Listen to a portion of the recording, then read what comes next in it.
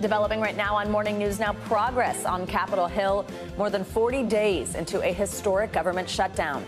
Late last night, Senate lawmakers reaching a tentative deal to reopen the government following days of disruptions at airports and lines at food banks across the country. But the fight is far from over. We'll take you to Washington for more on the agreement, plus reaction from the White House and what happens next. Also developing fall flurries across the Midwest, making it look a lot more like winter this morning, with millions of people waking up to several inches of snow and record lows. We're tracking the conditions, the warnings, and what you can expect where you live. Plus, unbeatable competitor, why athletes and experts warn climate change could soon threaten the Winter Olympics for most of the globe. And espresso yourself, researchers spilling the beans on the impacts of caffeine on people with a common heart condition. We'll grind out the data that's got coffee lovers all perked up. See, that's some good news. We love when we tell you good things about coffee, right? Good morning. I'm Savannah Sellers. Thank you for starting your week with us. Joe is on assignment. We're going to begin this morning with that major development in the fight over federal funding. Last night, lawmakers took the first step toward ending the longest government shutdown in U.S. history. We're now beginning day 41 of that shutdown. Senators agreed to vote on a deal that was struck by a group of Republicans and a few Democrats. It would fund certain departments through next year and the rest of the government through the end of January. Well, last night, the deal cleared its first procedural hurdle, passing 60-40 in a late-night vote. The motion upon reconsideration is agreed to.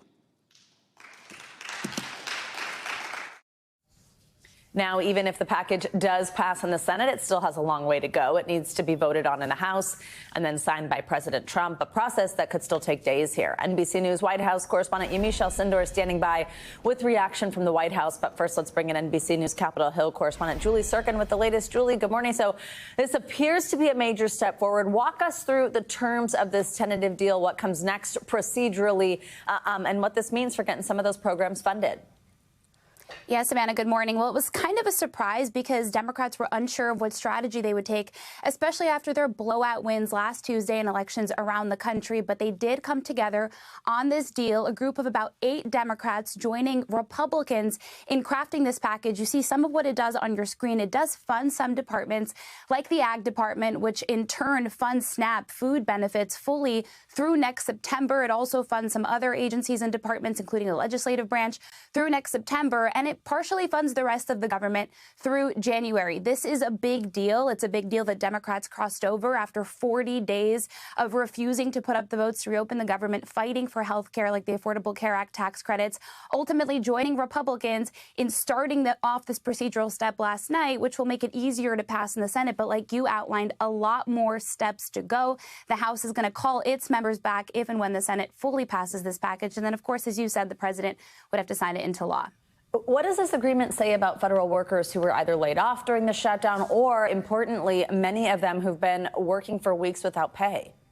Yeah, that's a great question, Savannah, because certainly on Capitol Hill, I've heard from Capitol police officers and staffers who've been so frustrated that they've been working, showing up every day without pay, all while lawmakers are getting their paychecks. So if and when the Senate passes this, the House passes this, the president signs it into law, they are going to be expected to get back pay pretty swiftly. And also those federal workers that were laid off, about 4,000 of them, currently that's tangled up in federal courts, a judge blocking that temporarily. Well, Democrats got a little bit of a concession here from Republicans in restoring all of those layoffs fully. So those federal workers are expected not to be laid off. When the government reopens, they will get their jobs back. And critically, the workers who've been working without pay will get their back pay. Of course, Julie, so many people are wondering about what's going on at airports. I mean, just this weekend alone, there were 15,000 flight delays due to staffing shortages in air traffic control driven by the shutdown. We've seen people be calling out because they have to take on other shifts, other jobs because they're not getting paid, that type of thing.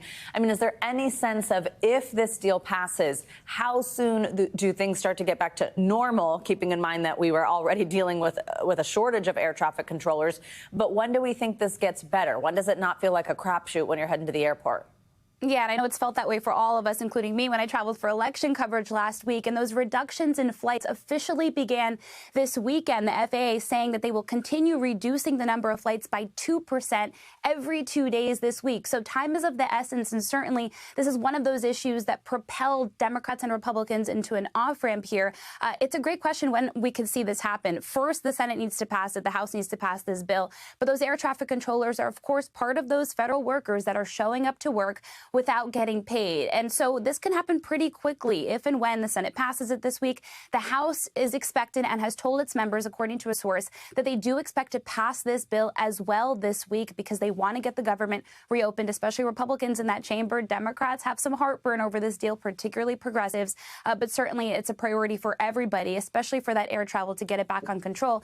And by the way, 435 members of the House are going to have to be traveling by air, most of them this week, where we might see some in the car taking long road trips that they can't get back. No kidding.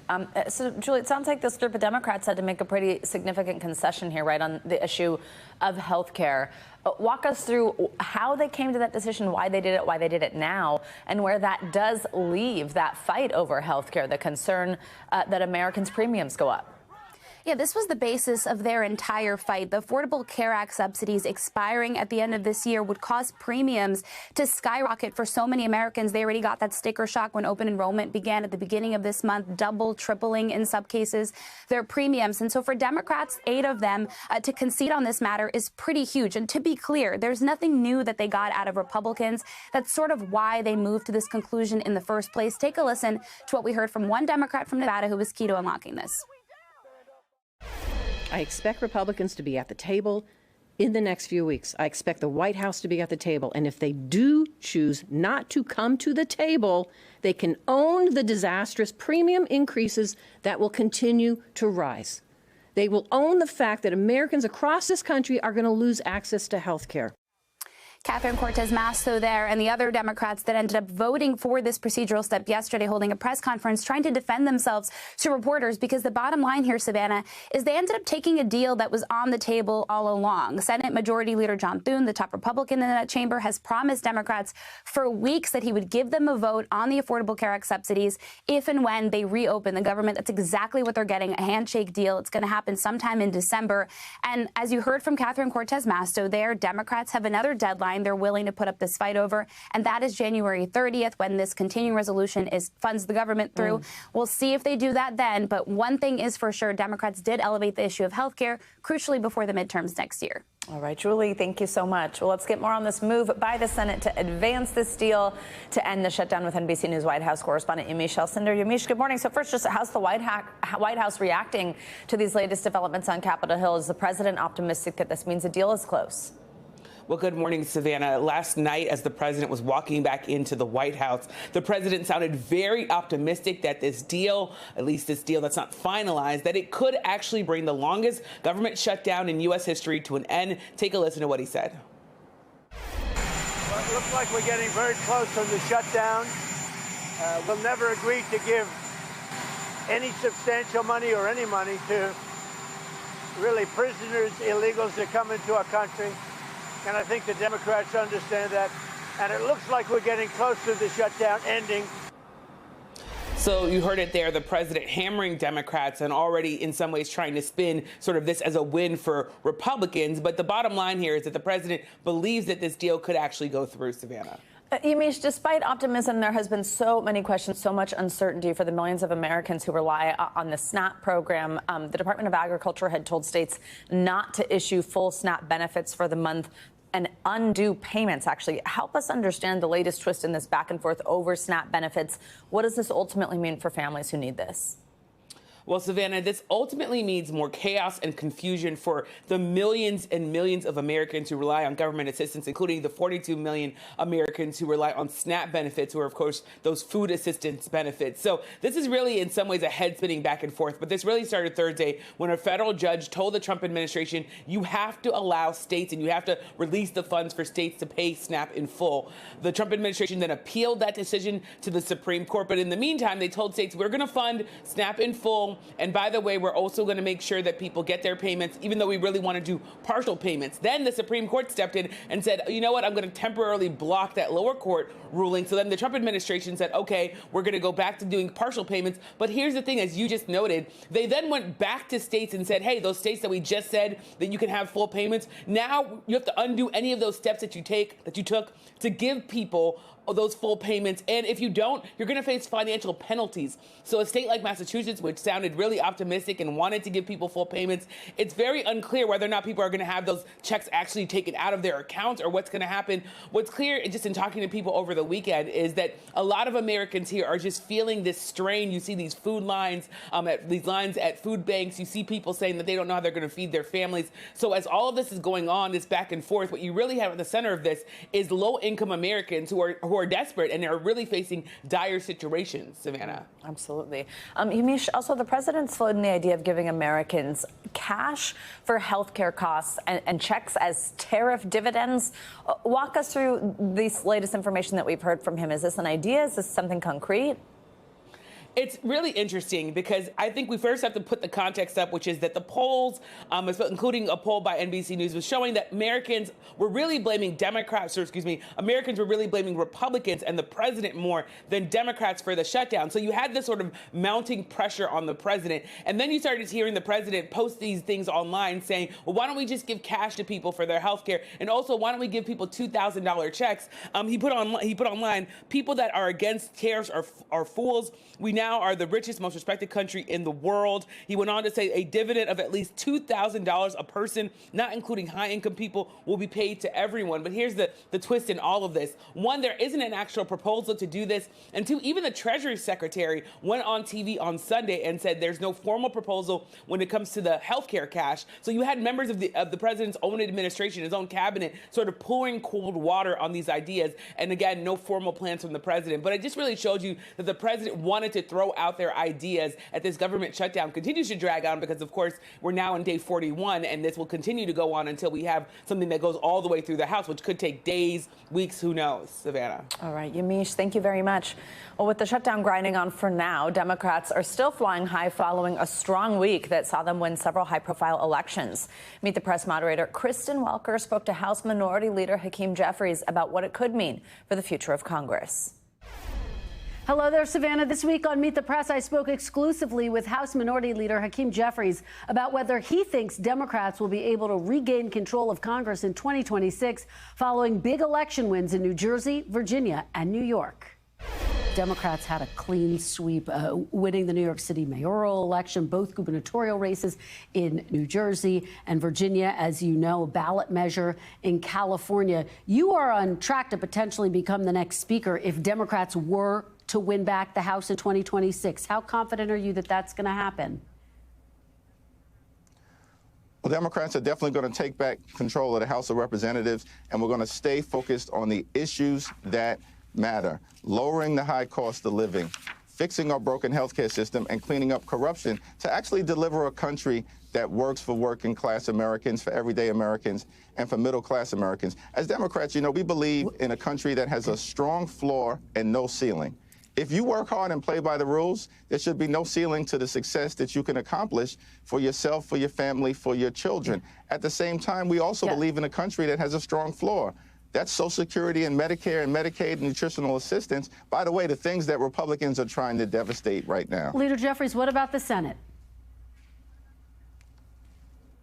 Listen, I think that the results on Tuesday, which was so decisive in the states that you mentioned, but also in Georgia, in Mississippi, in Pennsylvania, across the country, up and down the ballot, including in races that didn't get the same level of attention, shows that there's a real path, of course, to taking back control of the House of Representatives, where we're only 3 seats short right now. When we flipped the House in 2018, we were 24 seats short, but also a strong and viable path in the Senate, because the American people have had enough. You can see my full interview and a whole lot more at MeetThePress.com. You can also get more Meet the Press right here on NBC News Now every weekday at 4 p.m. All right, Kristen, thanks as always. Well, this morning, 28 million people across the country are waking up under winter weather alerts. The Midwest is seeing its first major snowfall of the season. Look at this. Parts of the region already have 5 inches of snow on the ground. That's causing dangerous driving conditions, and some schools in the Chicago area even canceling classes as heavy lake effect snow began to fall overnight. NBC News correspondent Priscilla Thompson has the latest. The Midwest seeing its first major snowfall of the season. In northwest Indiana, multiple cars stranded in ditches. Even this pickup truck getting stuck, forced to be towed back onto the highway. The area seeing nearly 5 inches of snow, causing dangerous driving conditions. We're looking at the potential for a bullseye. The Chicago area bracing for a Monday morning nightmare, with heavy lake effect snow set to slam the city. Some areas in Illinois and Indiana could see 1.5 feet of lake effect snow. The ground blanketed in white from the Dakotas to Maine. In Michigan's Upper Peninsula, nearly 11 inches already on the ground. Notre Dame Navy game turning into a snow globe. Meanwhile, in Texas, a flash flood watch in effect in this Moscow neighborhood, about 75 miles outside of Houston, after a privately owned dam started releasing water from an 8-inch hole. How worried are you right now? Very, because my grandchildren are here, and they're less than a quarter of a mile from what could be imminent danger. Oh, wow, a lot going on. All right, we've got more on those winter-like conditions and the cold temperatures that are set to blast the south. With your morning news now weather, we have meteorologist Andrea Romero here with us. Good morning. Good morning, Savannah. And it's a cold and wintering blast that's basically hitting over 2/3 of the country. We're starting with the winter alerts. We can see these winter storm warnings in effect south of Chicago in that area. We also have some winter weather advisory extending over here east of the Great Lakes. And that's because we have over 28 million people impacted by this lake effect snow machine that started up late last night and continues today. And we're expecting these cold winds to move over the waters that right now are around 50 degrees and the air is like 30. So that difference in temperature is causing that instability that basically has cranked up this machine and will keep it going possibly through this evening into tomorrow. We can see this taste of winter. The snow will be targeting the Appalachians and the Great Lakes. We're talking about maybe snowfall that could fall at a rate of over 3 inches per hour. So that, of course, reduces the visibility. Definitely, you don't want to be driving in those conditions. Tomorrow, the showers begin to taper off, but the winds will continue. They'll be blustery, 30 miles per hour. So we still have some snow to fall in those areas, obviously already impacting through Chicago and the Traverse City. But we're looking that most of the snowfall today into tomorrow will be falling, like I said, east of the Great Lakes, Lake Erie, Lake Ontario. We're talking around in this area, snowfall amounts more than 1/2 foot that can still fall in those areas. And some of that snowfall will be extending into New England, even as far south as Charleston. Now, as far as the cold temperatures, we have freeze alerts all along the southeast this morning into tomorrow morning. Overnight lows will be dipping into the 20s and the 30s. It's the coldest air of the season. Wind chills this morning, well, they're 24 degrees up north, but look at the south. We're talking about wind chills that are in the 30s, extending into areas of the southeast, into Florida even. We're talking about the coldest air of the season today. Daytime highs will be 10 to 25 degrees below average for this time of year. Jacksonville seeing 59 degrees, 36 degrees in Orlando as the low temperatures to start off the day. So if you're in Orlando and Tampa, you want to look through your closet and find those heavy coats. Yeah. Because it's going to be really, really cold. And while those areas are dealing with these cold temperatures, obviously the western half of the nation is dealing with warmer than average temperatures. Those areas are talking about temperatures that are probably 15 to 20 degrees above average. And this week we might see even some potentially high temperatures in those locations. So it's a temperature divide across the country. Absolutely. Ooh, we've got a swing going on here. Cold Yes, tomorrow morning. Yes, I need to remember that when I'm leaving the house. Andrea, thank you. We'll see you in a bit. You're welcome. Well, this morning, the NFL is remembering the life of former Commissioner Paul Tagliabue, who oversaw an era of unprecedented growth in the sport. He passed away at the age of 84 yesterday at his home in Maryland. Tagliabue served as the NFL's commissioner from 1989 to 2006. In those 17 years, he presided over a time of relative labor peace and climbing television ratings. The stability and revenue growth during his tenure pushed the value of franchises into the billions and provided the opportunity to add expansion teams. He's also known for creating the Rooney Rule, which requires teams with coaching vacancies to interview minority candidates for those jobs in good faith. Since then, the rule has expanded to include general manager and executive positions. Tagliabue had developed Parkinson's disease in recent years and, according to his family, died of heart failure. In a statement, the current NFL commissioner, Roger Goodell, said Tagliabue was, quote, the ultimate steward of the game. There's much more to come here on Morning News Now. Later this hour, a major breakthrough in the fight against heart disease. The experimental drug that researchers say could cut cholesterol levels in half for good with just one dose. Up first, though, a show of force by the royal family just days after Prince Andrew was stripped of his title. Stay with us. We'll be right back. Welcome back. On Sunday, the British royal family celebrated UK Remembrance Day, which honors military members and civilians killed in the line of duty. It was a strong show of unity in their first official appearance since King Charles stripped his brother Andrew of his royal titles over his ties to Jeffrey Epstein. NBC News international correspondent Danielle Hamamdjian has the story.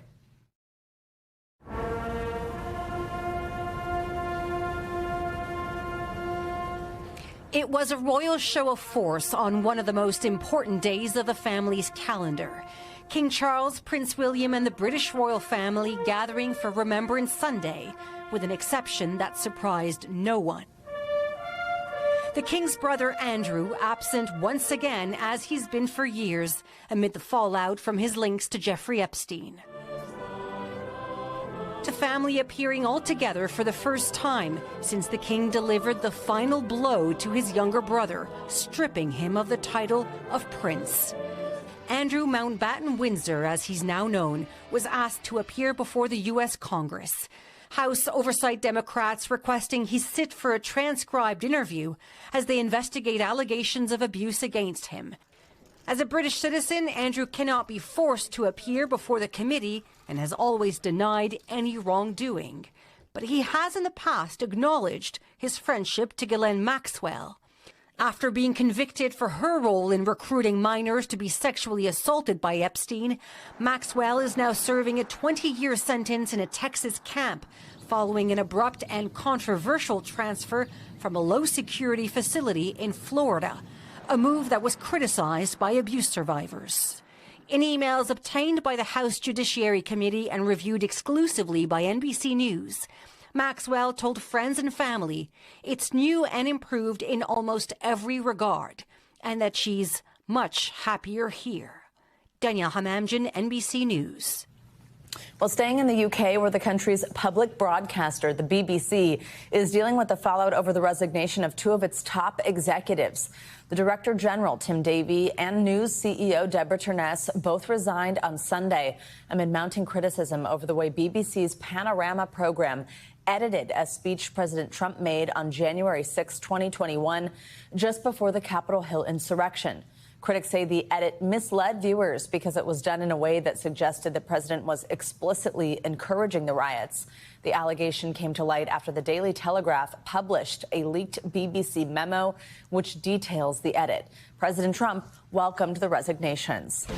Well, developing news out of Southeast Asia, where another deadly typhoon is slamming the Philippines. NBC News international correspondent Claudio Lavanga joins us from Rome with our World News in 60 seconds. Claudio, good morning. Good morning, Savannah. That's right. Authorities there say that at least 4 people have died and 1.4 million were displaced after this super typhoon battered the north of the Philippines on Monday. Now, the name of the typhoon is Fang Wong and carried wind gusts of up to 143 miles per hour, setting off floods and landslides and knocking out power to entire provinces in the north of the country. This new typhoon comes just as the country is still trying to recover from typhoon Kalmegi, which killed at least 224 people at the beginning of this month.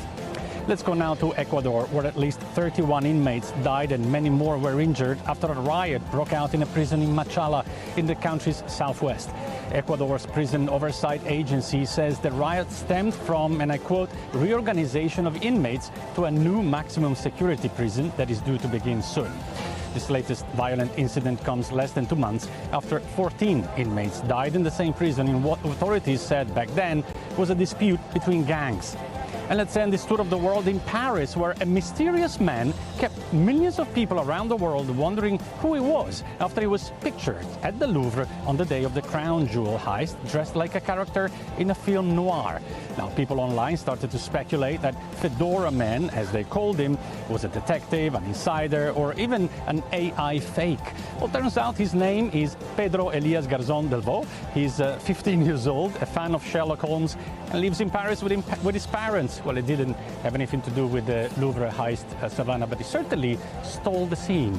Back to you, Savannah. Oh, he's just like a fan and he wanted to be on the scene. Okay, interesting. Still pretty bizarre. Thank you, Claudio. All right, we're now just under 3 months away from the start of the Winter Olympic Games.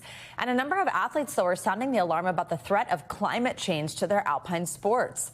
NBC News meteorologist Chase Kane sat down with a veteran of both the Olympics and, of course, the weather, Al Roker, for a one-on-one chat about how global warming is shaking up the future of the competition. I'd never really spent much time in Atlanta and thinking, this is unbelievably hot and humid. Of the nearly 24 Summer and Winter Olympics Al Roker has covered for the Today Show, let's check the weather. Al Roker has been his first was in 1996 in my hometown Atlanta, which we both remember as being unbearable, with the heat index topping 100 degrees several times during the games. I mean, it was brutal and unusually warm for Atlanta. So it was then all of a sudden that you're thinking, I wonder if something's changing here. Al remembers those summer games as one of the first moments he started to wonder about what climate change was doing to our weather, a pattern that continued in Athens, in Tokyo, where I also struggled with blistering heat while covering the debut of Olympic skateboarding. But Al told me it really came into focus seeing the Winter Olympics struggle to make and keep snow. And now scientists project that of the 21 host cities for the Winter Games, only Sapporo, Japan might stay reliably cold enough to host the Winter Olympics because of climate change. One of the things that I've been talking to some of the Team USA athletes about is that they're concerned that as our planet keeps getting hotter, they wonder what this means for the future of their sport. Well, I think the Olympics are really going to have to start considering, finding places that are a little more climate resilient when it comes to winter weather, and maybe just locating there, because, the footprint for areas and countries that can reliably host a Winter Olympics is really shrinking pretty rapidly. I mean, even Salt Lake is on the roster coming up. They've had some really warm winters where they're not getting a lot of snow, where Park City the season doesn't start till January or February. Exactly. So I think it's one of those nexuses of sport, commerce, tourism, and climate all coming together. Where can you go where reliably you're going to have an adequate base for snow, for ski, to make snow? If I were on the IOC organizing committee, this would be something that would keep me up at night. Our thanks to Chase Kane and Al Roker for that conversation, and you can catch the rest of that chat and even more climate conversations with Chase on NBC's new weather and climate podcast. It is called Predictable. Look at that. It's available wherever you get your podcasts. I am lucky enough to be joined by John U. Bacon, who you just heard from in Morgan's piece, and the author of the best-selling book, The Gales of November, The Untold Story of the Edmund Fitzgerald. Thank you so much for joining us, as today we mark this 50th anniversary. And John, I have to tell you that this story has just, we said it there, the audience has expanded, captivated our team, including my executive producer, who loved the book. We've all been talking about it, had this fantastic note about everything going on here. I want to start with the name, because we thought this was super interesting. The ship and the song are famous, but the man behind that name, not as well known, wasn't so keen on the ship being named after him in the first place. Tell us about that. That's true. Edmund Fitzgerald was the CEO of Northwestern Mutual Life Insurance, which is a big concern, of course, in Milwaukee, now about $31 billion company. Excuse me.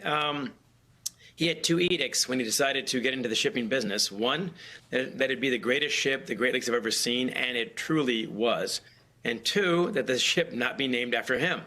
And he's apparently a very humble guy and very likable. So the board in control at that point found an excuse to get him out of the room for 5 minutes and voted behind his back to name it Edmund Fitzgerald. What an amazing story to the name there. Many people might know the song, but unless you've been on the Great Lakes or seen some of these boats in real life, it might be difficult to really wrap your head around exactly what Gordon Lightfoot meant when he specifically said the ship was the pride of the American side. Explain what made the fit stand out and just put in perspective how big it was. Well, Savannah, exactly right. It was 729 feet long, by far the biggest on the Great Lakes at that time.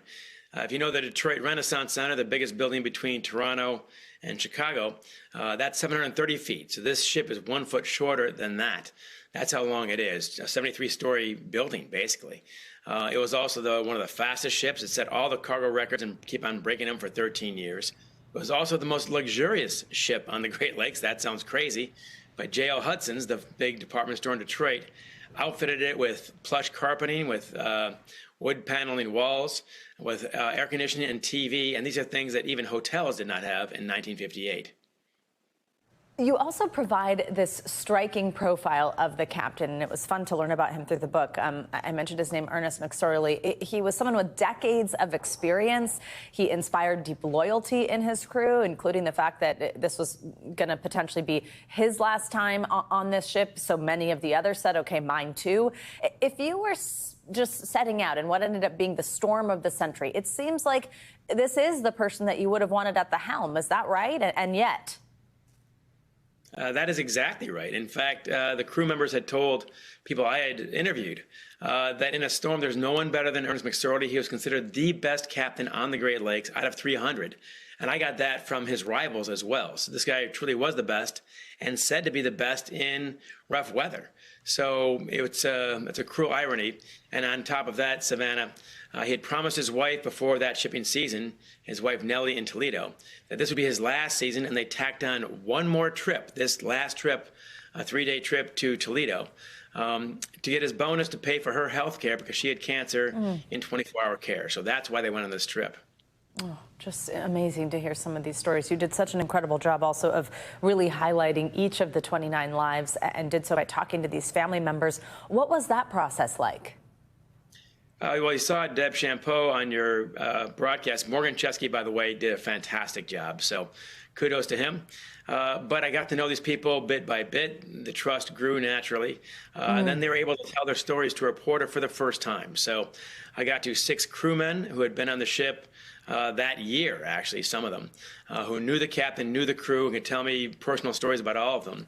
And then I got to 14 of the 29 families who were willing to talk. And I think they feel very good about the book now. It's been out a month, and how cathartic it was to finally tell their fathers, their uncles, their cousins, their boyfriends' stories in full. Oh, absolutely. And as they mark 50 years later today, of course, one of the big questions here, and I think part of why, this has captured so much attention and sort of taken on a life of its own online now, is that it is still a mystery. I mean, there are theories about what ultimately happened to the Edmund Fitzgerald. Part of it, has to do with the fact that this fresh water freezes, weighs down these ships. We heard something there about these sort of like clips that keep these cargo holds, and maybe they weren't all tightened. You also really dive in on a potential another theory. Tell us about that. Sure. It's a lot of things at once, of course, that bring it on a ship like this. The storm of the century with 100-mile-per-hour winds and 60-foot waves. That'll challenge any ship, obviously. Some design flaws. But it seems likely that this ship went across 6-fathom shoal. A fathom is 6 feet, so that's 36 feet deep. A ship like this should be nowhere near it. That would have been an accident by McSorley. His long radar is out. His short radar is out. The lighthouse at Whitefish Point, that is also out. So he's sailing blind in his defense. But I managed to track down the work of an investigator named Dick Race, who dived down on 6-fathom shoal 6 months later and told 4 of my sources that, in fact, he saw the Edmund Fitzgerald's paint on the bottom, on the lake floor on 6-fathom shoal. So that would have probably contributed to the problems that this ship had, water coming in through the bottom. Wow. Today, shortly after noon, there will be a service at the Mariners Church of Detroit, which Lightfoot actually mentions in his song. At that service, the ship's bell will toll once again for each of the men who were lost. What do you think this day is like for those families? Well, I'm here in Whitefish Point on Lake Superior. I'm going to see them later on today at 2 o'clock event here up here as well. It's a funeral. You just can't escape it.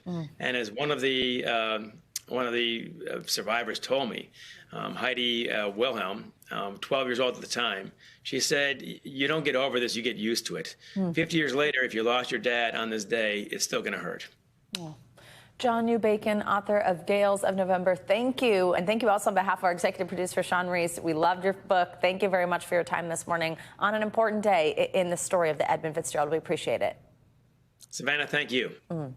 Coming up, sip your heart out. Researchers brewing up good news for millions of coffee lovers who suffer from a common heart condition, what doctors want you to know. And starting today, Netflix giving you a new way to get to Sesame Street. We'll be on our way next on Morning News Now. We are back with a new treatment that could be a game changer in the battle against heart disease, which is the deadliest disease in America. An early drug trial revealed that a single infusion of this gene editing treatment could cut a person's cholesterol levels nearly in half, an effect that could decrease patients' heart disease risk for the rest of their lives. NBC News medical reporter Erica Edwards explains. Major potential in the fight against heart disease. A single dose of a drug that makes a tiny change to one gene, showing promise in driving down dangerous levels of cholesterol for good. This would be a one-time dose to hopefully control your cholesterol across your entire lifetime. Scientists tested an infusion treatment that genetically alters a gene in the liver, so it stops boosting cholesterol. The study from CRISPR Therapeutics was small, just 15 people. All participants had high levels of LDL cholesterol and triglycerides that can clog arteries, leading to heart attacks and stroke. 4 people got the highest dose. Within 2 months, their cholesterol plummeted by half. Why is this important, this new technology?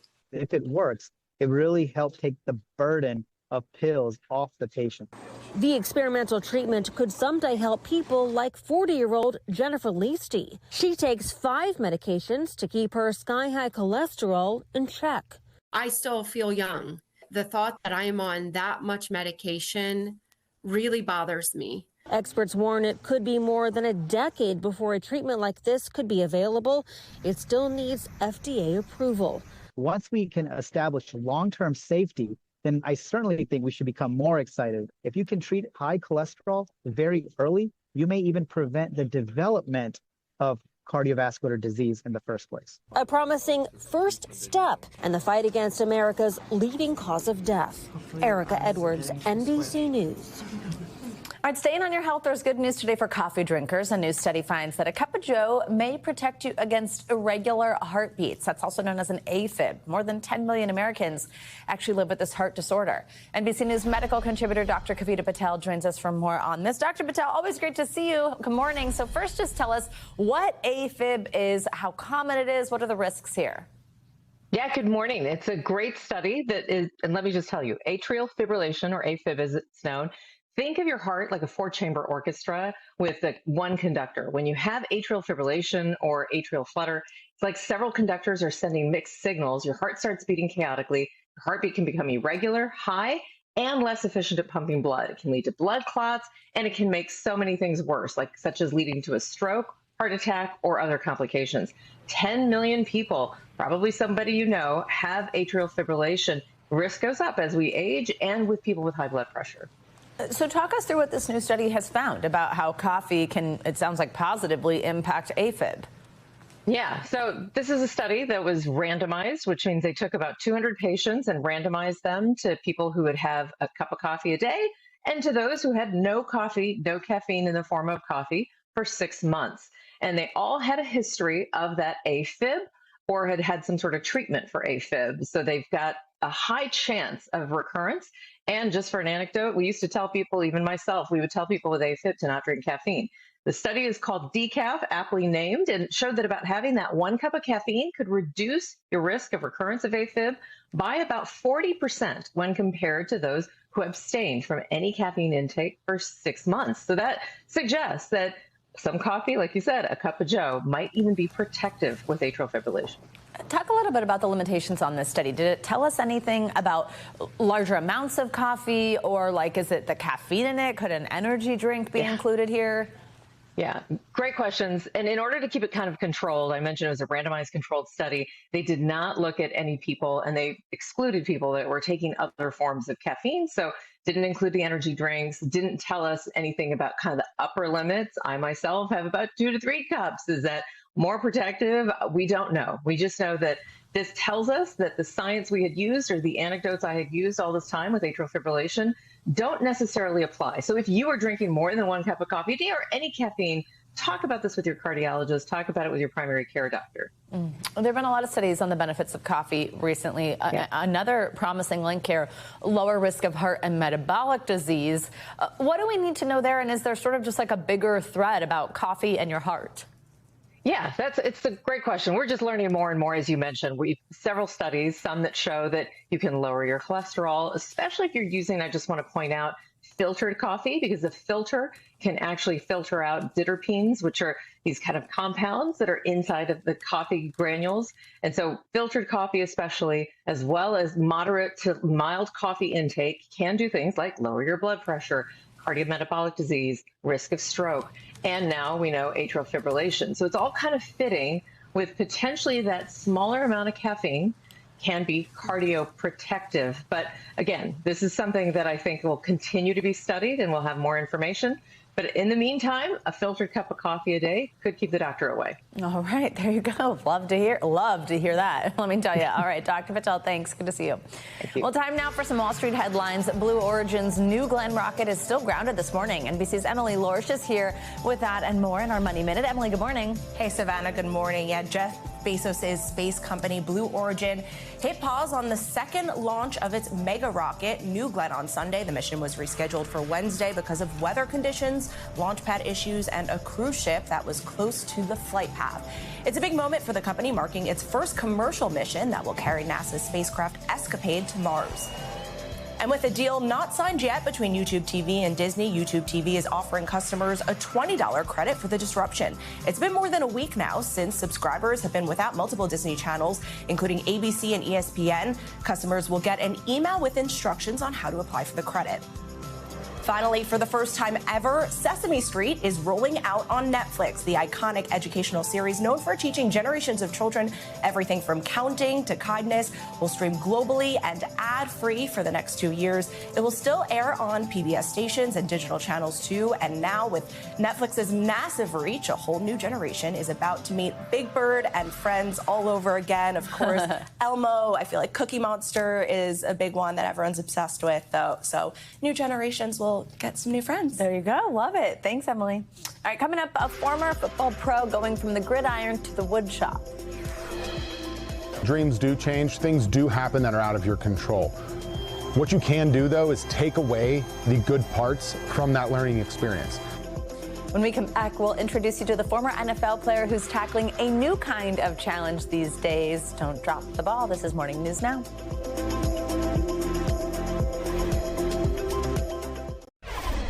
We're going to end this hour with a former NFL player who's growing a massive online platform, even after leaving the gridiron spotlight. Here's NBC News Now anchor Hallie Jackson with a look at how John Malecki is picking up millions of followers while teaching others about his newfound passion of woodworking. Hey there, we've got a fun one for you about an NFL player finding a new fan base even after leaving the field. John Malecki's making more than just furniture at this warehouse outside Pittsburgh. So we're going to build a brand new bed. He's also building a following. So I got into woodworking and building things because I grew up in a blue-collar family. I'm going to alleviate some of the pressure. Making a name for himself with videos like this one. I mean, we're going to burn this place down, but it's working, baby. Let's go! Whoa! Yes! Woo! Demonstrating how to make everything from cutting boards to fireplaces. Over here, we should be able to rip and just to fancy dog houses. I think it looks absolutely insane. We take a lot of pride in being able to provide joy and happiness to our audience. And it's a different audience than he was used to in his last career. There he is playing football for the University of Pittsburgh. And here, number 62 on the Pittsburgh Steelers. But after 4 years on the gridiron, now turning to an unfamiliar field for his next chapter. My roommate at the time had a party, broke the coffee table in the house. and I felt inspired to try and build or fix it. That's actually when I started building things. In his work now, less blocking, more chopping. But he still has an audience, a big one. Fans who may not know him as an athlete, but as an influencer in the woodworking world, with more than 2 million subscribers across his YouTube channels. Dreams do change. Things do happen that are out of your control. What you can do, though, is take away the good parts from that learning experience. That experience helping him believe in himself. Pow! And the new beginning he's been building. I loved being a teammate. If you could find that alignment in the rest of your life, you can go really far. You can impact a ton of lives, and you can have a lot of fun and enjoy doing it. And it is very clear that he is certainly having a lot of fun. Back to you. All right, Hallie, thank you so much. How cool. That's going to do it for this hour of Morning News Now. Don't go anywhere, though. The news continues right now.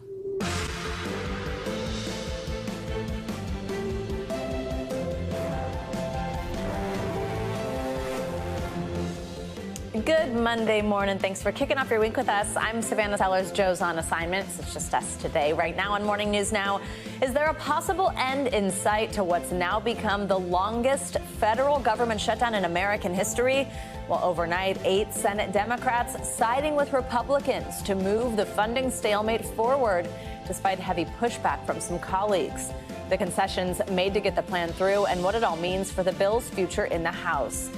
Plus, with hope now seemingly on the horizon in Washington, how soon could we see air travel get back up to speed in the face of those delays on tarmacs from coast to coast?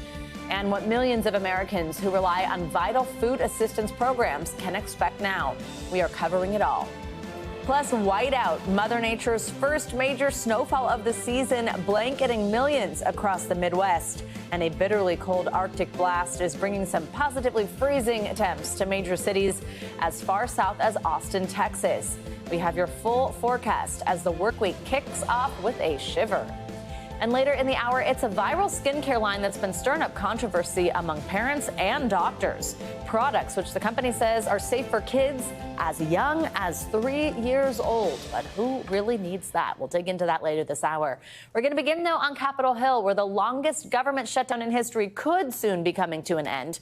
Overnight, senators voted to advance a tentative bipartisan plan to reopen the federal government. 8 Democrats voted with Republicans to reach the 60-vote threshold to move the bill forward. But it still has several steps to go before it is a done deal.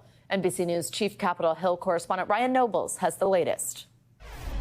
This procedural step passed by the thinnest margin possible, and it came with serious backlash from some Democrats who feel it did not do enough to meet their demands, especially when it comes to health care. But in the end, a handful of Democrats broke ranks to move the bill forward. Now the hope is the government could be back open by the end of the week. Overnight, a major breakthrough in the Senate.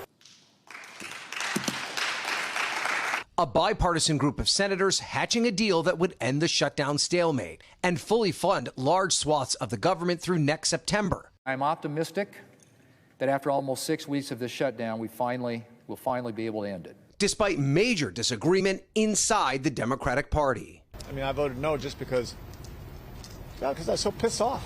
The plan would fund all of government through the end of January and pay for military construction, agriculture, and SNAP benefits, previously known as food stamps, through September of next year. It guarantees that all federal workers will get back pay from the shutdown, and those who lost their jobs would be hired back. What it doesn't include, any promises on health care and the extension of the Affordable Care Act tax credits, which is the reason Democrats had pushed for the shutdown in the first place, warning premiums are set to skyrocket. What this Senate is about to do is make a horrific situation even worse. Infuriating some in the party, though many still blame President Trump. We did not get our key demand. We're being threatened by someone who carries out his threats. Instead, the Democrats who voted yes say they were given a promise on a separate vote for the tax credits and a vow to negotiate, but no guarantees in a Republican-controlled Senate. We will hold their feet to the fire. After attending the Commanders-Lions game Sunday, President Trump sounding optimistic at the White House. And it looks like we're getting close to the shutdown ending. For millions of Americans directly impacted by the shutdown, relief appears to be in sight, a necessity for overtaxed food banks nationwide. Over 40 million people rely on SNAP for food. A big reason moderate Democrats decided it was time to bring the shutdown to an end. My colleagues know that opening the government was key to stopping that pain. A final vote in the Senate could happen as soon as today. It will then go to the House, where its passage is no guarantee. The House has not been in session since September 19th, but members are now expected to be back within 36 hours of final passage in the Senate. And then, of course, President Trump will need to sign it, a process that could take days to complete. All right, Ryan, thank you. Well, news that the government shutdown could be over has some people wondering how quickly air travel could get back to normal. Most of us probably. It comes after a week of massive delays and cancellations because of these staffing shortages and that government-ordered flight reduction. NBC News correspondent Sam Brock is now live with us from Newark Airport in New Jersey with the latest. Sam, how's it looking this morning? Yeah, Savannah, you see over my shoulder right now at Newark, and there's actually not a long line. That's got to be a welcome sight for many travelers. But look, it's hard to overstate the level of disruption when you have 14,000 controllers who aren't getting paid right now. To start the day, Newark has 85 cancellations in and out. O'Hare is at 250 plus. And Savannah, that's with a 4% reduction in flights right now, set to be 6% tomorrow, then 10% on Friday if there's no deal. Transportation Secretary says even if they reach an agreement, things are just going to snap right back into place, raising the urgency of the situation.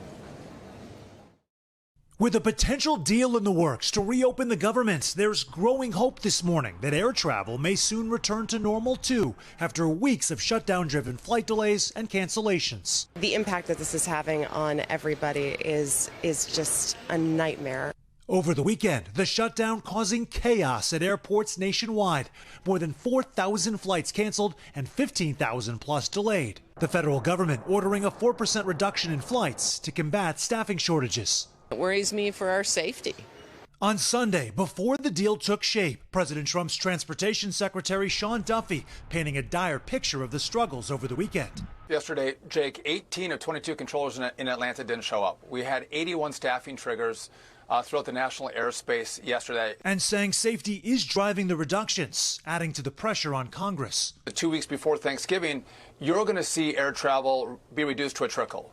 Long lines already forming across the country as passengers found themselves stuck in airports and on tarmacs. This is largely due to the air traffic control slowdown as well as the government shutdown. To start the week, expect more aviation struggles. American Airlines says it's already canceled 220 flights Monday, United 190 and Southwest 140 to meet the government's 4% reduction, which was initially set to rise to 6% Tuesday and 10% by Friday. Now it's unclear if that order will change, with word of the shutdown possibly coming to an end. What's also uncertain is just how quickly the airline industry can get back up to speed, with Thanksgiving now less than 3 weeks away. And that's a real sticking point, Savannah, because we're also learning from the president of the Air Traffic Controllers Association that there's a new development this time around. You have certified controllers who are choosing to just resign and leave the industry altogether after multiple years of training at a time when you also have a shortage of some 3,800 controllers, exacerbating a pre-existing problem.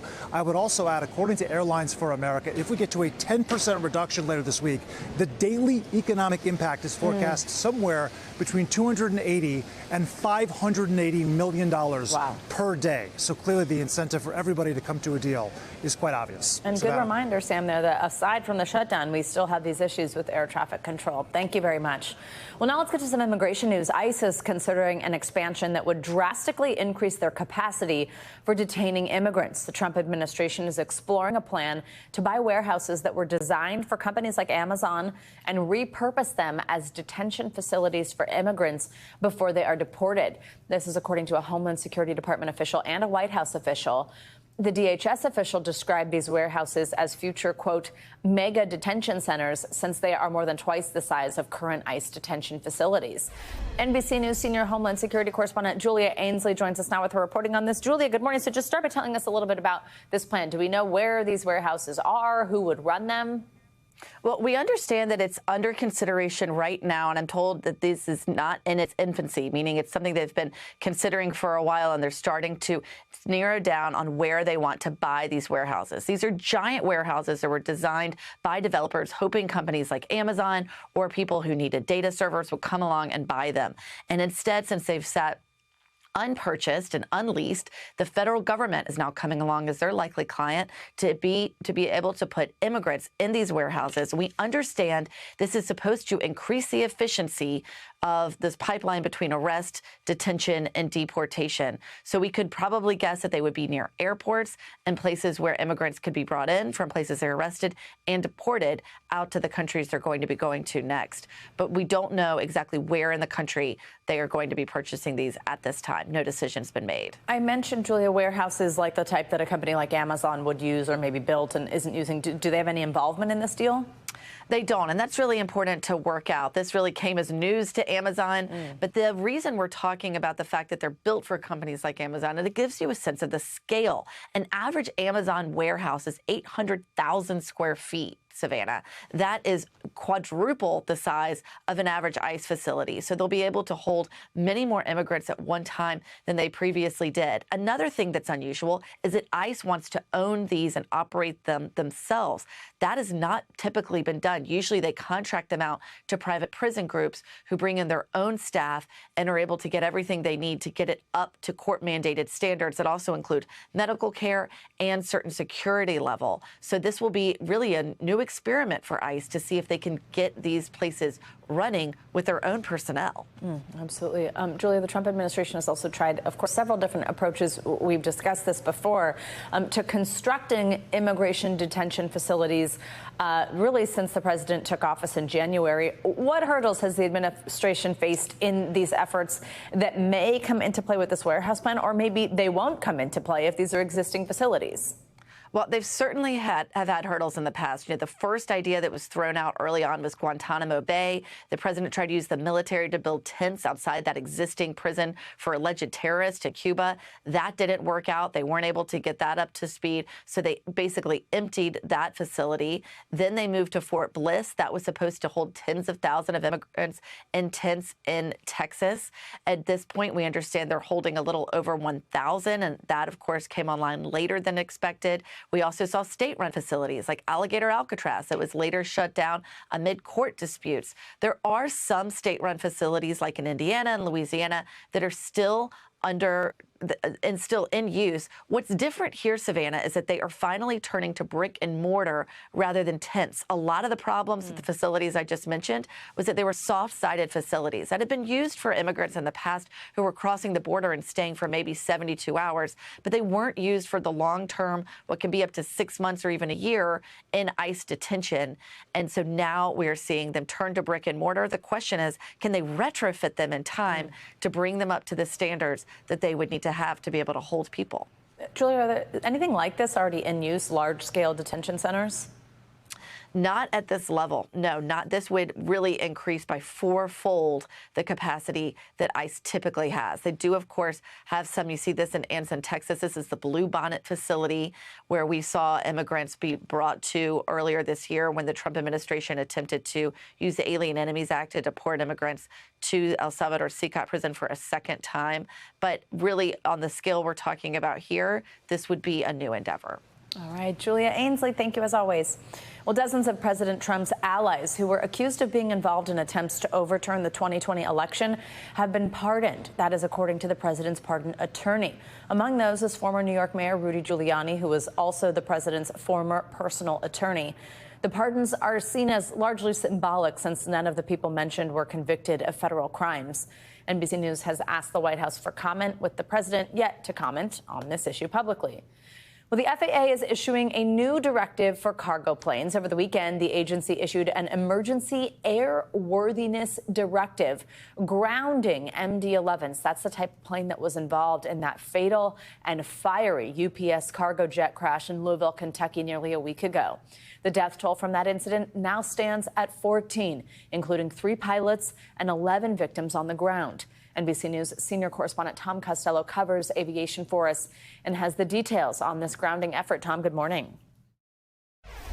Yes, Savannah, good morning. The MD-11 is strictly used as a cargo plane, so the grounding should not affect passenger air travel. UPS and FedEx each operate about 24 MD-11s. Another cargo shipper, Western Global Airlines, also flies the plane. And the FAA has ordered all of them to be grounded and inspected. The FAA order says the agency has determined the unsafe conditions is likely to exist or develop in other products of the same type design. The UPS plane that crashed last Tuesday in Louisville had just undergone a 6-week maintenance check in San Antonio. That was back in September and October. So investigators want to learn why that engine and the pylon holding it to the wing came off, dooming the plane. And does that problem extend to other MD-11s? The stand down will certainly affect cargo shipping this week and maybe into the holidays. The plane is generally used for long-haul cross-country operations. It carries everything from office products to medicine, medical supplies, online shipping. So to lose a critical plane in the cargo operations chain will certainly have an impact. Not clear how long it will take to inspect all of the MD-11s that are now grounded. Savannah? Tom, thank you very much. Well, now let's get to that severe storm system that's bringing the first taste of winter to millions across the country. This morning, the Great Lakes are waking up to a blast of Arctic temperatures, and even up to a foot of snow has fallen in some parts of the region. We're going to have your forecast for you in just a moment, but first, NBC News correspondent Shaquille Brewster is in Chicago. He joins us now with the latest, and he is bundled up. Shaq, good morning. Oh, yeah, you know I'm bundled up. It is cold here in Chicago. We almost got that winter wonderland that was promised, but you see some of the paths are already clear. You have people actually running. I never understand that, but people are running right now despite these cold temperatures, and that's really the story. It's these bitter temperatures, not just here in the Midwest, but extending all the way down to Texas. Overnight, an early winter weather wallop, bringing storms, dangerous roads, and bone-chilling temps. With over 80 million Americans under freeze alerts and heavy snowfall in the Midwest, residents near Chicago seeing nearly a foot in just a matter of hours. Across the region, heavy snowfall and high winds creating dangerous driving conditions amid a near whiteout. Multiple vehicles apparently sliding off the roadways in Indiana, causing traffic backups as drivers wait for help. This, the first snowstorm of the season for many parts of the country. Breaking news, everyone. We have our first snow. Michigan's Upper Peninsula seeing more than 10 inches on Sunday. The culprit, a blast of Arctic air funneling from the north, plunging more than 28 million people across the Great Lakes and Northeast into winter weather alerts. Oh my God, it's snowing, y'all! Western New York also under a blanket of lake-effect snow, with the feels-like temperature expected to drop as low as 10 degrees. I want you to see just how big these snowflakes are. The South also battling dangerous conditions. Near Atlanta, heavy rain flooded roadways, even stranding this car over the weekend. And temperatures tumbling as far south as Texas. Is it just me, or did Antarctica just hit today? Freeze warnings issued for cities including Dallas and Austin. This Arctic system sending a chill through the final weeks of fall, a clear sign winter is coming. Now, one other thing to watch for, of course, all those travel impacts. We know that during this morning commute, it's a little bit slick on the roads, but we saw yesterday out of Chicago's O'Hare Airport, most of the delays, or many of the delays, were weather-related, as we have another runner. I'm sorry, I get distracted by them, many of them were air travel, were weather-related in terms of the airport. So the combination of the government shutdown and the impacts that's having on air travel is also combining with what the weather is doing. Yeah, back to you, Shaq, I am so with you. Even a ideal, I don't know what the ideal temperature for running is because I don't do it, but even a 68 and I'm befuddled. Never mind it's with that. 20 degrees out here. All right, thanks, Shaq. Go get warm. All right, let's get a closer look now at what to expect from the winter temperatures with your Morning News Now weather. We have meteorologist Andrea Romero here with us. Good morning. Good morning, Savannah. I wouldn't be running either with these temperatures. So looking at the satellite and radar for the last 6 hours, we can see this wintry blast that is affecting many along the northern tier of the country. We have some rain that has been impacting parts of New England, New York City, now moving over Long Island. In this area, obviously temperatures are above the freezing points in the city. We were talking about 50-degree weather. quite different from what we have here along the Great Lakes, where we have this lake effect snow machine that has set up with these cold temperatures that the cold air is moving over the warmer waters of the lakes. They're like around 50 degrees. They are temperatures in the 30s. So that's producing these bands of snow that have already dumped over a foot of snow in parts of Michigan. We also have this upper level circulation right here that's enhancing the snowfall from parts of Indiana all the way through to the Ohio Valley, even parts of West Virginia. So that's what we have this morning. We have over 28 million people that are being impacted by these winter weather advisories, winter storm warnings, and even lake effect snow warnings. This area right here is where we're going to be seeing most of the snow. I think today into tomorrow with these the snow bands that will be setting up, moving over Lake Erie and over Lake Ontario. The snow will be targeting all the way from the Appalachians all the way up to the Great Lakes. 3-inch per hour snowfall causing whiteout conditions, and we're expecting by tomorrow the showers to begin to taper off, but the winds will persist. Blustery 30-mile-per-hour wind gusts, and we're still looking at maybe possibly half a foot to like 8 or 10 inches more of snowfall as these bands set up. Now, the cold temperatures, that's impacting all the way down to the southern part of the country. We're looking at 84 million people that are under freeze watches, freeze warning. Overnight lows are expected to dip into the 20s and the 30s tonight. This morning, we're waking up with wind chills from the plains to the southeast, looking at wind chills probably in the teens, as we can see in parts of Minneapolis. And this cold air of the season will continue today into tomorrow morning. Tomorrow morning is where we're going to be feeling the worst of it. We're looking at temperatures that are going to be in the 20s, even down to Florida, where we can have some record low temperatures tomorrow morning, all the way from Fort Myers, Savannah, even parts of Jackson. All right, there you go. A lot going on. It's getting cold. It's that time. Thank you so much. Bundle up. Yeah, I know. We are back with one of the best-known stories from the Bible, Noah and the Great Flood. Now an American man says he has new evidence that leads him to believe Noah's Ark is buried deep within the mountains of Turkey. NBC News chief international correspondent Keir Simmons, of course, is the one who got to travel to the remote region mentioned in the Old Testament to investigate. Take us on another one of his incredible adventures. Keir, good morning. Hey, Savannah. Yeah, honestly, it is amazing. And it's a story, isn't it, that we learn from childhood. And just take a look. Those American Christians believe that this shape on the hillside could be Noah's Ark shipwrecked there. And take a look at this magical live shot. That is Mount Ararat in the distance there. That says we are in the right place.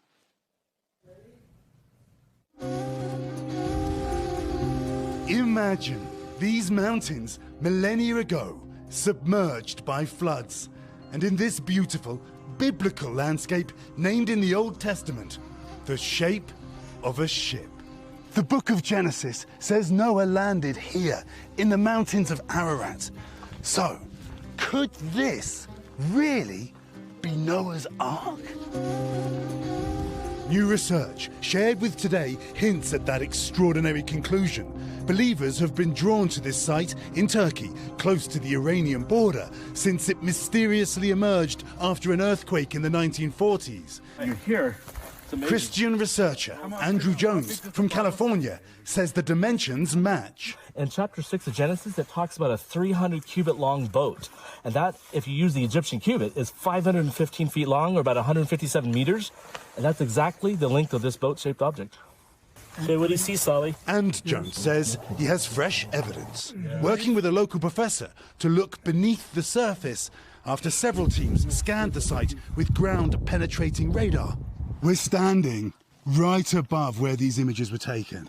We had them independently analyzed, and the data came back showing these tunnels going down the ark and on the inside area of the ship. This animation, revealed here on Today for the first time, imagines those spaces as corridors with cabins. Right angles and parallel lines, suggesting maybe these are the walls or support beams for rooms. Other researchers have also found evidence that there are 3 layers below the ground, and in the biblical account you have 3 individual decks according to Genesis. So you're looking at the site here. And they say soil samples suggest a chemical imprint of a ship. Many may look at this and say it's simply a natural feature of the landscape. Then the ark rested in the 7th month. But Andrew is a man of faith. On the mountains of Ararat. And the faithful are flocking here, like Christine and Victor from California. Well, it's in Genesis, so you study it, you read about it, and so we are excited to be here, right, Vic? Yeah. The possible resting place of Noah's Ark, now a new stop on pilgrimages, increasingly popular with American Christians. The feeling of going back in time and space with Abraham and Noah and Isaac and Jacob. This is my Father's word. Whether you believe this is Noah's Ark or not, these are indisputably biblical lands, drawing believers to see for themselves. And as you can imagine, this being Noah's Ark, Savannah, it is contested. Take a look again at that extraordinary live shot of Mount Ararat. I'm looking at it too in the distance there. There have been theories that Noah's Ark rested there, somewhere on those snow-capped peaks and in other sites around here, even in Iran. We're just across the border from Iran, Savannah. Just incredible. Kira, are other researchers looking at this? There are plans for more research. Here's what they want to do. They want to core drill down 100 feet on the site behind me there to see what exactly those voids are. And they hope to do that next year. So we will get more evidence. Of course, in the end, though, these are magical mountains. And for people of faith, because these are mentioned in the Bible, there is no question, as far as they are concerned, that Noah's Ark rested somewhere here. Savannah. Wow. Kira Simmons, just incredible. Thank you so much. We've got more on our top story. While there may be hope on Capitol Hill this morning for a deal to end the ongoing shutdown, until it's sealed, though, the fallout is hurting many small businesses who aren't getting the help they need. We're going to hear from one distillery that is struggling to get off the ground. That's next on Morning News Now.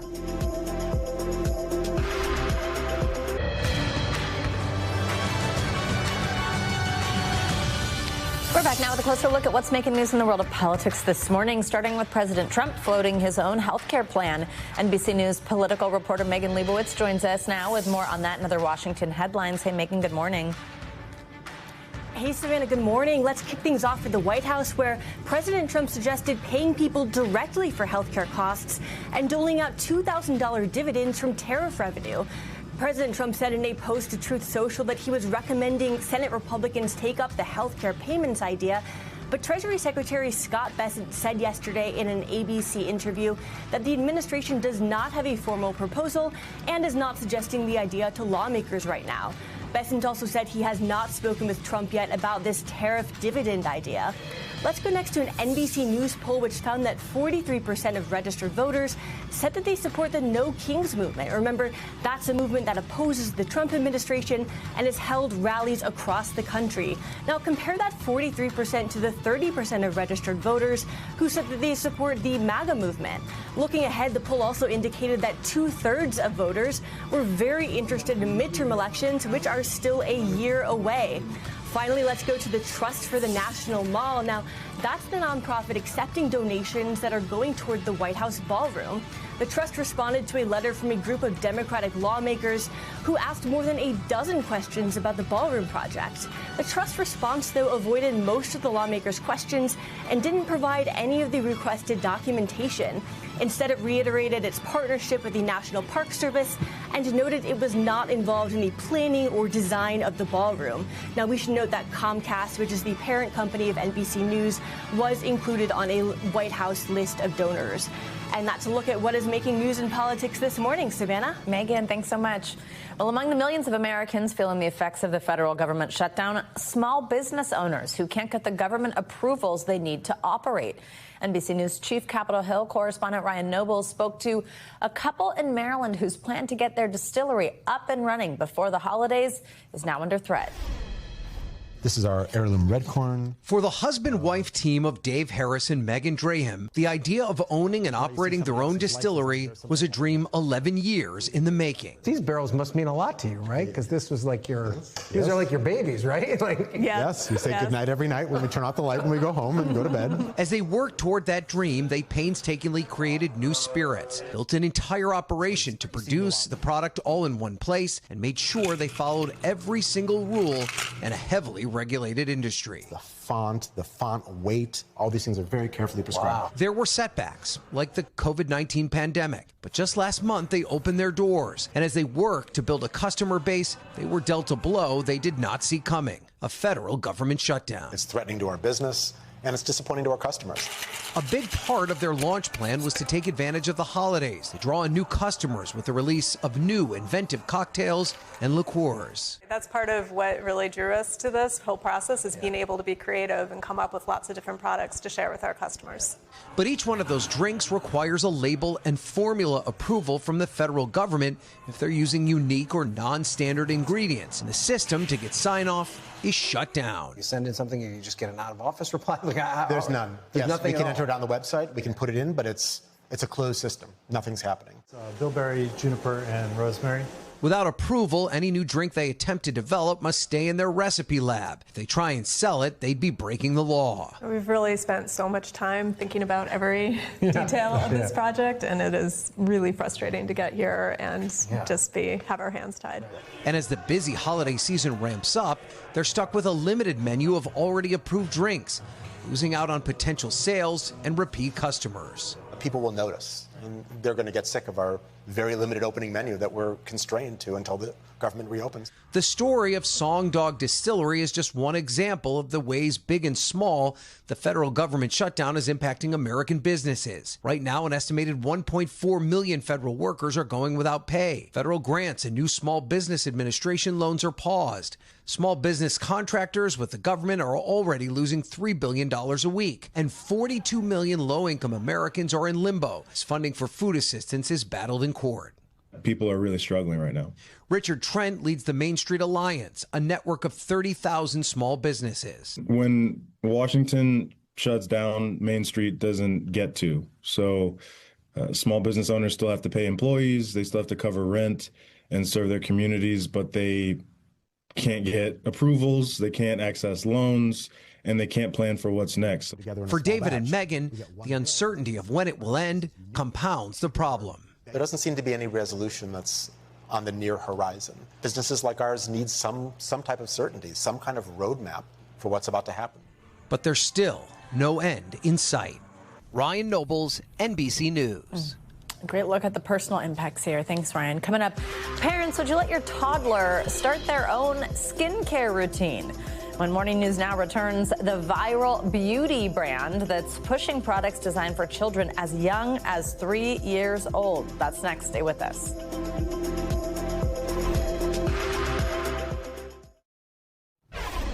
We're back with a new skincare brand that's facing some serious backlash over who the products are meant for and marketed towards. The company, called Rini, created by actress Shay Mitchell, makes beauty products for children. They say the items are safe for toddlers as young as 3 years old, but that's raising concerns with doctors and parents. NBC News senior national correspondent Stephanie Gosk took a closer look for us. Hey, Steph, good morning. Hey, good morning. You know, tweens have become one of the beauty industry's largest consumer groups, but this newest brand has many asking if the trend has gone too far and too young. It's leading to an important conversation about what, if any, skincare products children actually need. What is Rini? This morning, a new skincare line for kids igniting a fierce debate. When did we start to think that 3-year-olds need to be obsessed by anti-aging or makeup? Rini, which means children in Korean, is a new company from actress-turned-entrepreneur Shay Mitchell and 2 of her friends. Mitchell says it was inspired by her own experience with her 2 daughters wanting face masks she thought were inappropriate. The ingredients in these masks are crazy. They actually shouldn't be used for kids at all. Her beauty brand has face masks designated for growing faces ages 3 and over. We are committed to being dermatologist tested, hypoallergenic, vegan, cruelty-free. Mitchell says it's not about beauty, but self-care that's fun, gentle, and safe. But some parents and healthcare providers are not so sure. At age 3, the only thing I think we should be considering is getting them into a little habit of being clean and just hygiene. Generation Alpha, which includes children ages 15 and younger, has been swarming into beauty stores, dubbed on social media Sephora Kids. They spent $4.7 billion on beauty and skincare in 2023 alone. That demand is driving new so-called skinfluencers on social media. Get ready with me for my best friend's pool party. Like 11-year-old Naya, the star of a viral TikTok account run by her mom, Ashley. I've learned a lot about skincare and makeup. I've learned how to have a lot of fun with my mom. This one's kid-friendly. The pair says it's a way to start healthy routines together. That if your children are old enough to be curious about it, it's time to have a conversation. When it comes to using preventive skincare products, doctors say kids should wait until puberty. Wait till there is an issue, when their skin actually changes, then you start targeting their skin with specific products. Okay, so if there are specific products to be used, what should a parent consider? What should they talk to a doctor about? Yeah, right. So there are good products and bad products. It depends on the age of your kid. But let's talk about the really young kids first. This stuff's coming at them hard on social media. Right. So right out of the gate, the important thing is having a conversation, bringing the world of social media into reality of what makes sense for a small child. But in terms of products, there are good things and bad things. So the good things are definitely looking at things like oatmeal, aloe vera, hypoallergenic, things that are tested by dermatologists. And then there are the things to avoid. And that is, before puberty, these preventive products are things to avoid, things with retinol in them. And that might be good when your child maybe develops a little bit of acne, but not at a young age. And some of these acids and other things fall in that category. So you should definitely be wary of them. Look for artificial dyes, scrubs. But ultimately, what works for your family, what's realistic, and, you know, what are the values you're instilling at a very young age about the importance of all of this? Yeah, because the stuff on social media, they're going to consume it. So how do you tailor that message to make sense in real life? By the way, who wants to start paying for all that at that age? Exactly, at any age. As long as you can. At any age. All right, Steph, quite the talker. Thank you so much. You're welcome. Well, let's stay with business headlines. We've got a new warning coming from the FDA over one company's brand of infant formula. And NBC's Emily Lorsch joins us live with that. Another Money News. Hey, Emily, good morning. Savannah, good morning. That's right. The FDA is recalling some of the products after reporting that at least 13 infants across 10 states have been hospitalized for infant botulism. The federal agency is teaming up with the CDC to investigate the potential connection between the breakout and the powdered formula. The FDA says the product is being tested and that results will be available in a few weeks. So far, no deaths have been reported. And as the U.S. phases out the penny, companies like McDonald's and Wendy's are starting to round prices up or down for those paying with cash if they don't have exact change. The move comes after President Trump announced the U.S. will stop making 1-cent coins in 2026 to cut costs. Retailers are urging the government for more clear guidance as America heads toward a penny-free future. Finally, with Thanksgiving right around the corner, Black Friday deals are heating up, and so are the scams. Officials say fake websites and emails mimicking trusted brands are on the rise, many powered by AI tools that make them look real. Red flags include unrealistic prices and pushing for bank transfers instead of card payments. It's always important to stop and think before you click, and staying alert could be your best bargain this holiday season. That's a reminder for everyone, Savannah. No kidding. Make sure you know what you're clicking on. Really good reminder. Thanks, Emily. Well, after years of decline, shopping malls are making a comeback. In large part, it's thanks to Gen Z and their desire to hang out with friends in person. Media companies like Netflix are also helping to revive malls with immersive experiences. NBC News correspondent Chloe Malas has a closer look.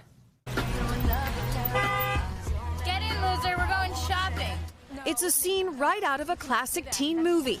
Young people hanging out at the mall. Coming here is like, it's an activity. After years of decline, retail is now experiencing a renaissance driven by Gen Z. Recent surveys finding that they visit malls more than any other generation, opting to spend more in-store than online. So what did you guys buy? I got two things. It's never about buying stuff. It's just about the experience.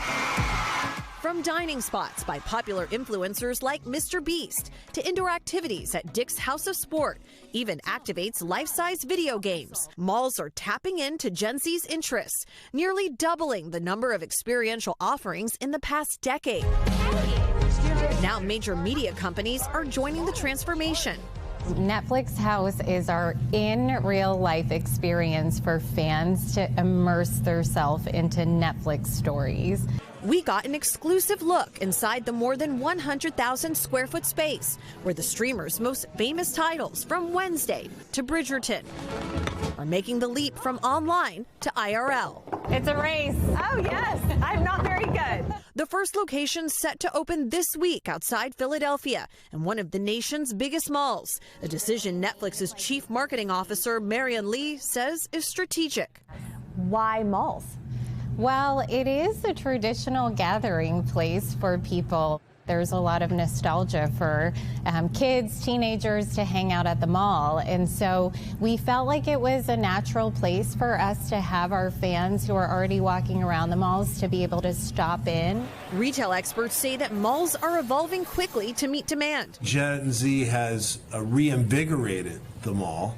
There is a desire in this generation to lean into the physical world because they're been such a big part of the digital world for such a long period of time. Bringing back malls and bringing people together. People are always trying to make up for what we lost during the pandemic, and I think a great way to do that is coming to the mall and hang out with each other. Chloe Malas, NBC News. Well, coming up, the Christmas season really ramping up around Rockefeller Center this morning. After the break, we've got a special look at the famed 30 Rock tree right as it pulled up on 49th Street over the weekend, right here, our backyard. Naughty or Nice, we'll show you more next. Just look at this. This isn't right now, but it is beginning to look a lot like Christmas here in New York. This year's Rockefeller Center Christmas tree arrived in Manhattan on Saturday morning after making a 150-mile journey from upstate New York. Well, the Russ family, who donated the 75-foot Norway spruce, was here when the tree was delivered just outside our doors at 30 Rock and said that they were, quote, so thrilled to share their tree with the world.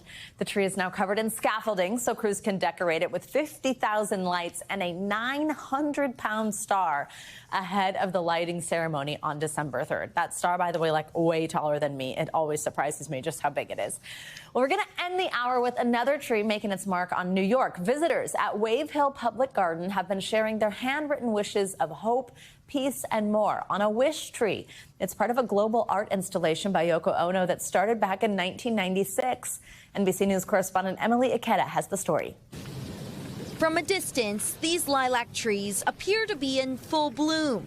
But rather than flowers, these branches are budding with wishes. I wish for all beings to live freely, peacefully. Written by visitors of all ages at Wave Hill in New York City. Everybody has a wish. Everybody has a hope, I think. It just seems like part of human nature. Some will make you chuckle, wishing for a real-life unicorn or to be able to talk to turtles, while others focus on health. I wish Mom no pain, discomfort. I wish that the chemo works and I have enough years left to see Leo graduate from college.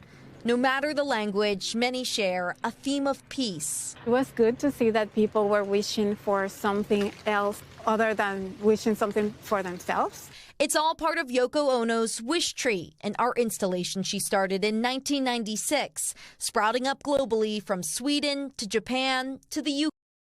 What about wishes and plants and trees intertwine so well? I think it's a very natural place to actually be together with your thoughts and your wishes for a better place. All of the wishes are transported to the Imagine Peace Tower in Iceland, dedicated to Ono's late husband, John Lennon. As the wish tree sows hope for a better world around the world. Emily Ikeda, NBC News, New York. Just incredible to see, Emily. Thank you. That's going to do it for this hour of Morning News Now. Stay with us, though. The news continues right now. We thank you for watching. And remember, stay updated on breaking news and top stories on the NBC News app or watch live on our YouTube channel.